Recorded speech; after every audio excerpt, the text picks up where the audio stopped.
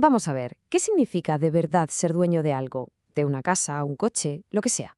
Parece fácil, pero para entenderlo de verdad hay que irse muy atrás, hasta la antigua Roma.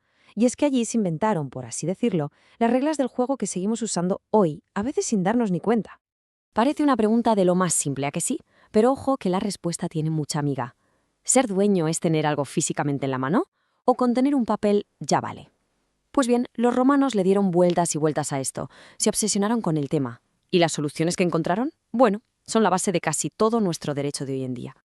Para que nos hagamos una idea de cómo pensaban, vamos a usar una imagen muy potente. Pensemos en la propiedad como si fuera una llave. Y claro, no todas las llaves son iguales.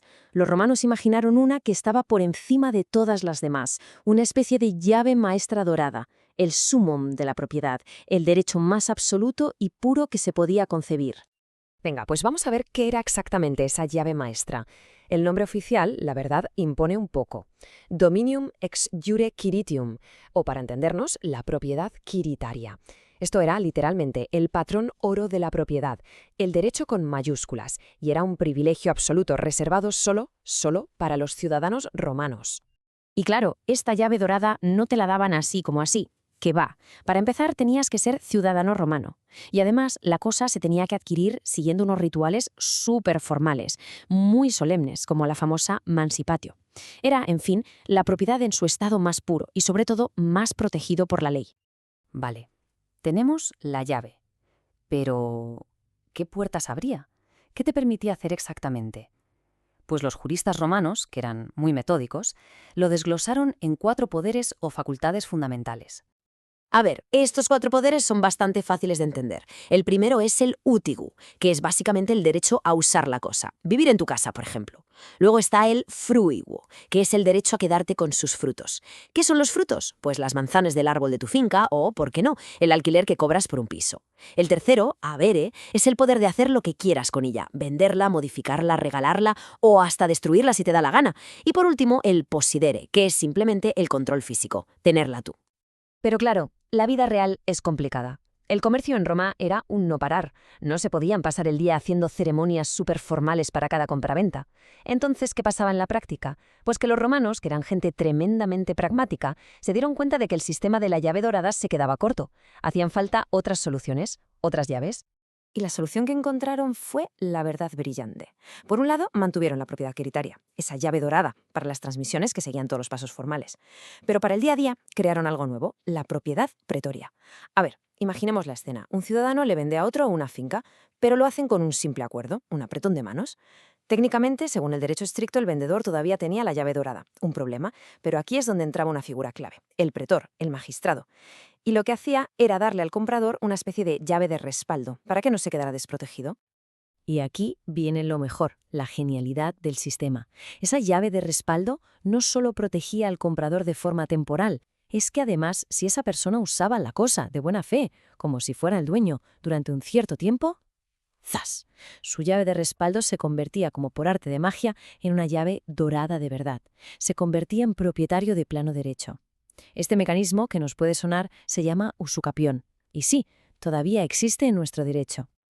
Vale, ¿y cómo se hacía esto en un juicio? Si alguien le robaba la finca a nuestro comprador, el que solo tenía la llave de respaldo, el pretor le daba un arma legal potentísima, la actio publiciana. Y esto era un truco legal fantástico. Básicamente se le decía al juez, oye, haz como si el tiempo para la usucapión ya hubiera pasado, aunque no sea verdad.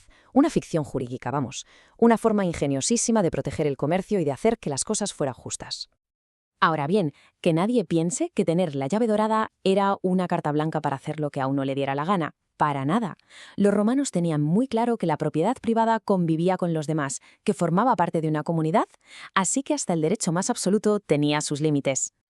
Esto era, por así decirlo, como las normas urbanísticas de la época. Por ejemplo, había límites de altura para no quitarle las vistas o la luz al vecino, o la obligación de dejar pasar a la gente por la orilla de los ríos, aunque fuera tu terreno. No podías cambiar el curso del agua de lluvia para fastidiar al de abajo. En resumen, el derecho de uno terminaba donde empezaba el del vecino o el interés de todos. Un equilibrio que, la verdad, suena increíblemente moderno. Muy bien, pero ¿y si te quitaban la llave?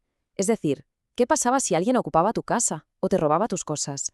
¿Cómo recuperaba el dueño lo que era suyo? Pues cómo no, Los romanos también pensaron en esto y crearon unas herramientas legales muy, muy específicas. La herramienta estrella, el arma definitiva del propietario, era la vindicatio rei. Con esta acción, el dueño iba al juicio y su reclamación era muy simple. Oiga, señor juez, que eso es mío y quiero que me lo devuelvan. Suena fácil, ¿verdad? Pues no tanto. Porque había un pequeño detalle. Tenía que demostrar que era el dueño. Y demostrarlo sin ningún género de dudas. Toda la carga de la prueba caía sobre él. Y eso a veces era una misión casi imposible. Y aquí volvemos a ver algo que a los romanos les encantaba, la importancia de la intención. No era lo mismo que la persona que tenía la cosa se creyera de verdad que era suya, lo que llamamos un poseedor de buena fe, que sí sabía perfectamente que no lo era. Si era de buena fe, el trato era justo. Oye, devuelve la cosa, pero te pagamos los gastos que has tenido para conservarla. Pero, ay, si eras de mala fe, las consecuencias eran terribles. Tenías que devolverlo todo, hasta el último céntimo de los frutos. No te pagaban ni un gasto y encima respondías por cualquier desperfecto. Y con todo esto llegamos a la gran pregunta. ¿Y a nosotros qué nos importa todo esto hoy? Pues miren, importa y muchísimo, porque todas estas ideas, estas llaves, estas reglas del juego, no se quedaron en los libros de historia. Son literalmente los cimientos de nuestro propio concepto de propiedad.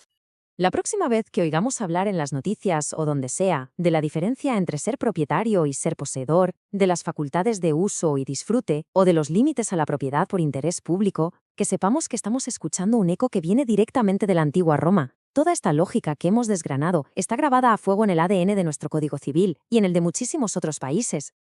Al final resulta que estamos usando un lenguaje y una forma de pensar sobre la propiedad que se inventaron hace 2000 años. Y eso, claro, nos deja con una última reflexión, una pregunta bastante potente. Si esta llave romana sigue funcionando hoy, ¿cuántas otras llaves invisibles, heredadas del pasado, seguirán abriendo las puertas de nuestro mundo sin que ni siquiera nos demos cuenta?